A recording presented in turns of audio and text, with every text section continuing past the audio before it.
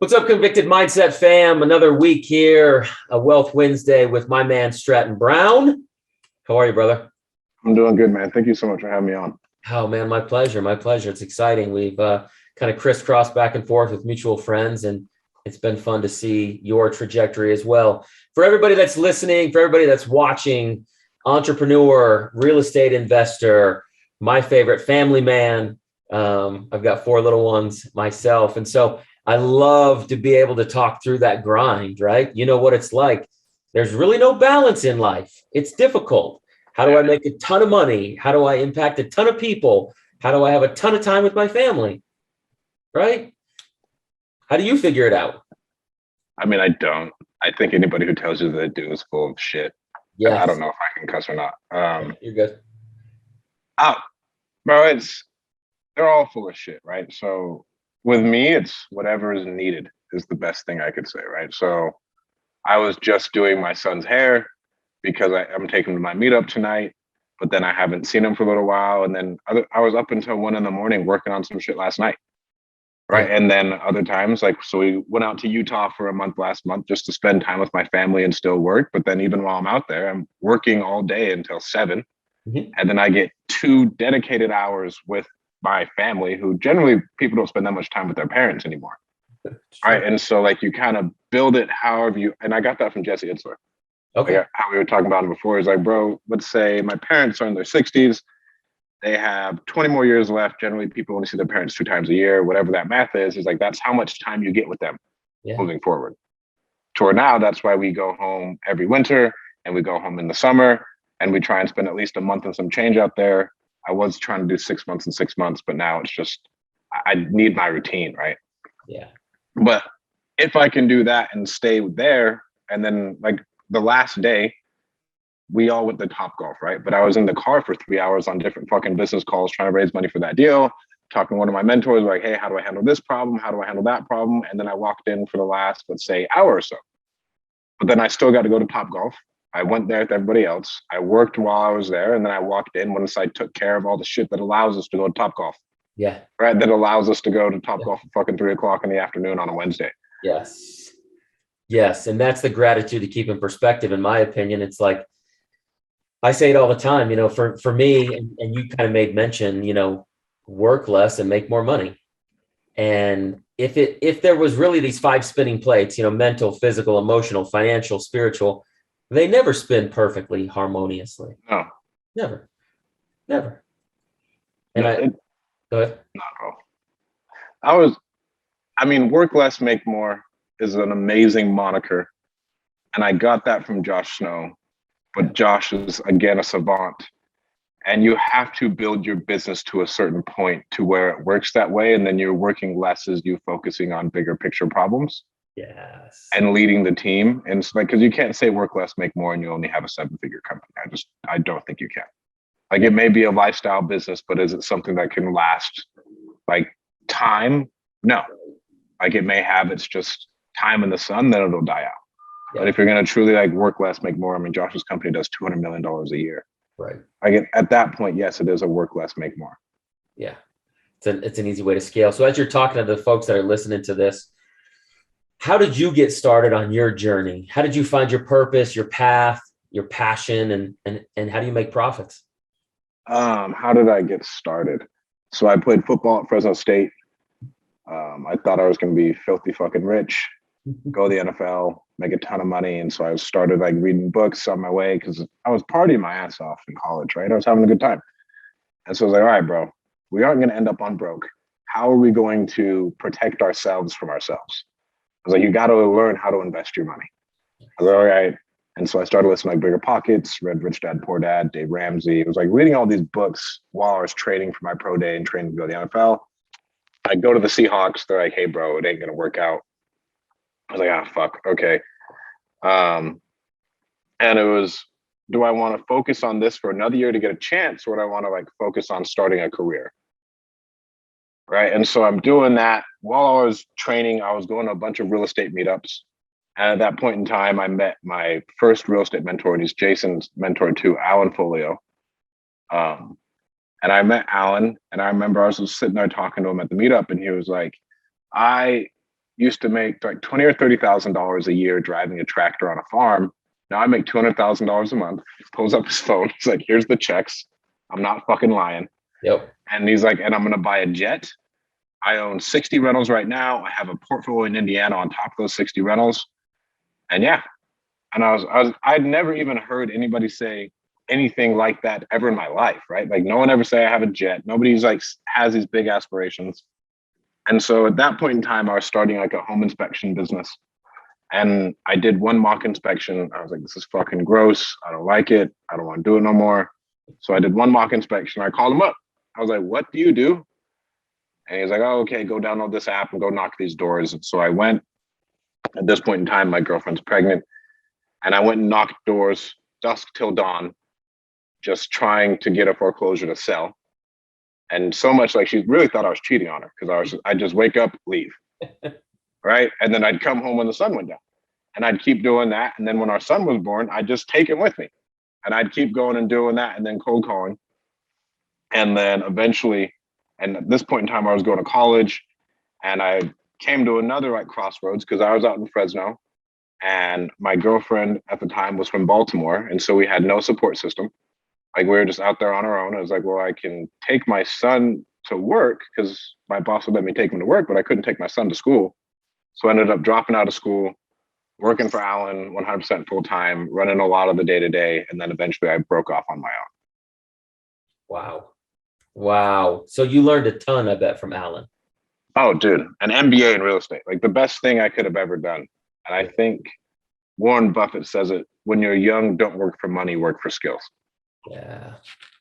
And I think that is very, very Speak to that real quick, because earlier, right before we started recording this, you had mentioned one of the things that I love about your Instagram, and we'll tell everybody where to find you, is like you talk about your losses like I do. Because I don't think life is a highlight reel, bro. Like life is not 8 seconds of the greatest clips of our life. Yeah. The ingredient, I have a t-shirt and it's like the most controversial shirt that I wear, maybe not, but it says #failure. And people are like, man, why do you promote that? And I'm like, because failure is the ingredient for success. Like with failure, you got to see what the fuck you're made of. Totally. You know what I'm saying? Like with this whole thing, that this massive ego blow that was me not being able to raise the money and take down this deal was like really self-reflective and like one of the bigger failures I've had of like, oh bro, I'll be able to do this, no problem. And then you have to look at yourself in the mirror like, man, you fucking sucked at this. we did not take it down. We're not where we thought we were going to be, like all these other things. But this will only play into bigger. And it's a really, really good learning experience because I know when you need to raise money, it's not when you raise money. You raise money significantly before you need to raise the money. Yes. Yeah. 100%. You want me to talk about that failure? I would love for you to talk about it for the people. Yeah. And tell them how big it was. Because one of the things that you always say is like, and you got to think bigger. You got to dream bigger. You've got to dream bigger for everybody that's watching this. So yeah, talk about it. So this was a storage facility in Norfolk, Nebraska. It was 400 containers, 100 parking stalls on 15 acres. And we started negotiating with them in like January. Like I said at the beginning, if we would have done this and like got it done in March, we would have probably made like $2 million to $3 million, like just buying it, putting it back on the market and fucking selling it. But it went out and we just canceled on it yesterday. And so we're going. It's taken forever, like to just like get everything because like it's like Midwestern, like the people are slower, they move slower for us to get paperwork and everything else.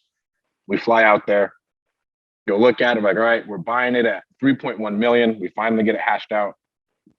And like I'm negotiating with them I negotiated with them in 3 different countries, right? Well, 3 different states. So I was in Baltimore negotiating, then I had to go to Dallas to speak at an event negotiating, then I had to go to Mexico for my partner's wedding and still like negotiating with it and like hashing out all the details.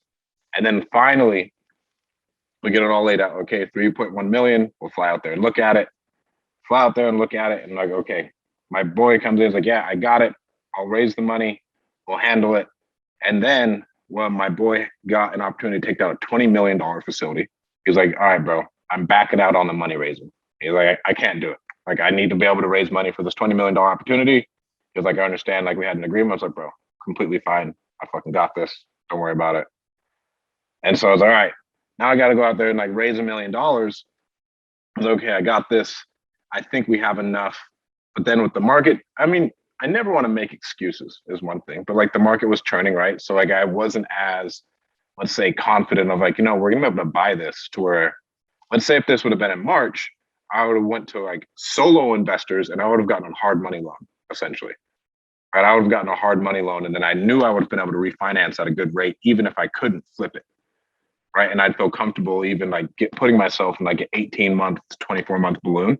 Yeah. Yeah, I don't care. But then now, like, there is no way in hell I would put myself in that situation. Right. And so I'm trying to raise all this money. We get to a certain point, but then I just like realized, like, bro, we're not gonna hit it. And then I don't want to drag out the sellers either while I'm trying to raise all this cash. Like, because I don't want to be a fuck. I want to be a man of my word. So yesterday my girlfriend handles the self storage with me. So she called them. We gave them the phase one that we had. We gave them all our inspections. Like, hey, here's what happened. We're not gonna be able to perform. And that the biggest thing is that I'm not a man of my word on that, right? Yeah. So now I got to call our investors, tell them like, hey, we're not doing this deal. The ones who we did raise money from. And you got to call the sellers because like we went and met the sellers and the broker, like talk to them, tell them you're not a man of your word. And you're talking about it everywhere on social media saying like, hey, here's our deal. We're trying to take it down. We're going to get it. We're going to crush it. And then you got to admit you're lost to everybody else, the thousands of people who follow you and watch all your shit every day. Right. And so it's a lot of, let's say, self-made pressure for no reason, right? Because if I wouldn't have announced it, I wouldn't feel the pressure besides myself. Yeah. And then it all essentially fell apart. And that's just one of the failures we've had recently. You thrive on the pressure when you put it out there on social and you tell people, do you thrive on the pressure? Did you do that a little subconsciously or was that accidental? No, I don't need, it makes good content, right? And the bigger my brand gets, the more money I'll make. But I put plenty of pressure on myself the way it is. Like, as far as that, I feel like I do thrive under pressure because it's one thing I've always fought with is battling complacency. Because when you get decent at making money, you can make enough money to feel okay. Yeah. But then it's really having the discipline to push through to achieve your goals. Got it. There it is. I like that. So earlier you said that you shut down a couple businesses because of focus. Yeah. Talk with these guys out there that are listening who are trying to do 3 things at once and don't really have a sure foundation of the first thing. One of the misconceptions I believe that's out there is it's like the Warren Buffett moment. Like, don't worry. You can do 50 things because that's what Buffett does. That's how he made his money. Number one, Warren Buffett only invests money and then he takes dividends and there's operators and CEOs in all of those companies. Yeah. And if I was doing that, sure. If I'm trying to operate 3 or 4 different businesses, that's another thing, right? So like Elon Musk is the only person I think alive who has 2 Fortune 500 companies and he operates them. Right. And that's one person in 8 billion. Yeah. One, the only person there to where like you're trying to start these little side hustles that'll make you 5-6 figures a month. Like you need to have so much focus. Number one, just to be good with your clients and really develop the product, develop the service, get the operations right.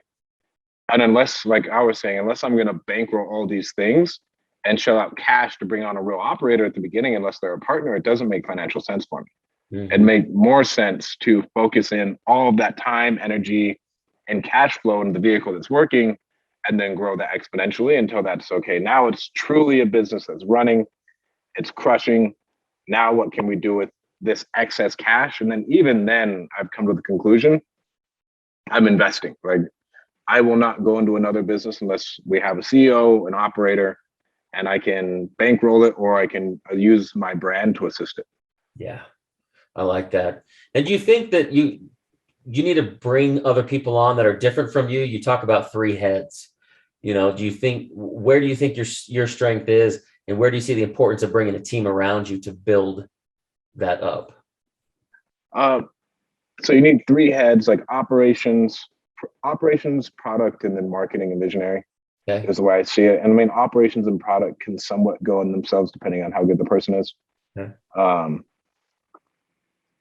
I think you need to surround yourself with people who are like, one thing for me, you need to do business with people who you like. If you don't, then your life just sucks. Trust me on that one. But then at the same time, you need to have, like, I'm more of like the visionary, marketing, sales, that good stuff, to where I'm not going to sit and dial out a back end process of product and ops. Like, that's just not me. Like, I can lead people, but do I want to sit in front of an Excel sheet? Do I want to do this? Do I want to do that? No, like, I want to go out and keep marketing, keep closing. Yeah. And then, like, all right, we can get here. Here's what I think we can do. Here's what I want it to look like. Here's my mental model. Now I need someone else to actually go take that mental model and like build out the back end. Mm-hmm. Agreed. Okay. And so when these guys are starting up right now and they've got an idea and they go, look, where do I start? Right? I've only got $10,000. Where do I start? What do I do? I mean, if it's just entrepreneurship wise, I'd identify a problem that you're encountering in your life. So for our VA company, I got tired of using shitty ass VA companies. I got fucked over for like $6,000 by a company. I was like, whatever, I'll do it myself. Like, I see a problem in the market. Here's the problem. How can I make it better? And then I just did it better. Yeah. Brilliant. And then in terms of real estate, wholesaling, walk these folks through what wholesaling is and what you do with wholesaling. So essentially all wholesaling is you're going to market to property owners. I'd say pre-foreclosures are the best right now, especially with pre-foreclosures kicking up a little bit. You're going to market to the seller. You're going to be like, hey, I'd like to buy your house. Like, okay, I want $100,000. Like, sweet. And then you say, okay, do I want to take this down, go get a hard money loan and flip it, or bring in a partner? Or do I want to sell it to someone else because I bought it so good at like $130,000? And then wholesaling is just an exit strategy of me saying, like, you know what? I'm just going to sell it off in escrow for $30,000, wipe my hands clean, and move on to the next. Simple as that. Simple as that. Now, where do we get the leads from? And is this where the VA comes in? Yeah. So you get the leads from VAs. Well, you can go door knock. Like, I started off door knocking pre-foreclosures. And that's a really, really good way to do it. You can have VAs cold call for you, text for you. You can send out direct mail. You can buy leads off of just lead providers online. You can do all sorts of marketing. I'd say door knocking and cold calling is probably your best bet at the beginning. Everything else has a little bit more of a barrier to entry. Yeah. And so with your VA company, what are you focused on? And how do these folks reach out to you if they are looking for a good virtual assistant company? So we primarily focus on helping real estate investors scale, and anybody who's doing somewhat of telemarketing or administrative work, and helping you build out that back end operation to where, for like a cold calling business, let's say if you have solar, healthcare, anything where you're doing some outbound, you're building another organization to where you need to have a coach online. You need to be listening to all their calls. You need to be grading their calls, making sure people are showing up, motivating them all day, training them every day, and then replacing the people who quit. Because I mean, cold calling, you get a high attrition rate, right? Right. So you're building a whole organization, just another organization inside of your business. Mm-hmm. We take that off of the plate of anybody who's doing outbound. And then as far as back end administrative things, to where you're not going to hire your assistant over here at $20 an hour to do it. You can come to us. We'll do it cheaper. We'll do it more efficiently, and we'll help you scale it that way too. I love that. And what business is that? How do they get a hold of you or your people to look into more of that? Callmagicians.com is the best way to go on that one. Beautiful. I love it. Okay. Brilliant. So wholesaling, virtual assisting. And so what it seems to me that you've done is you've built yourself an infrastructure of being able to use a product, identify a problem, right? Individuals that need to get rid of real estate or individuals that need to scale. And then you've just put a process in place in order to keep those leads coming in, which allows you to work less and make more. Work less, make more. And the work less, make more is just focusing on what you like doing more, so it feels less like work. I love that. Most entrepreneurs, I mean, if you're a true entrepreneur, I don't think you'll ever retire. No.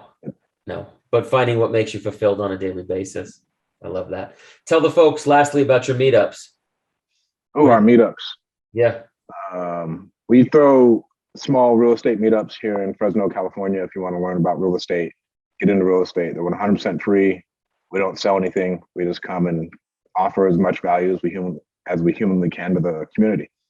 There's so much value in those, man. So much. And I've seen them, hundreds of people showing up, networking, creating a total community around what's to come next. When you look at the real estate market, any predictions on what's coming down the pipeline or what people should be doing with their cash?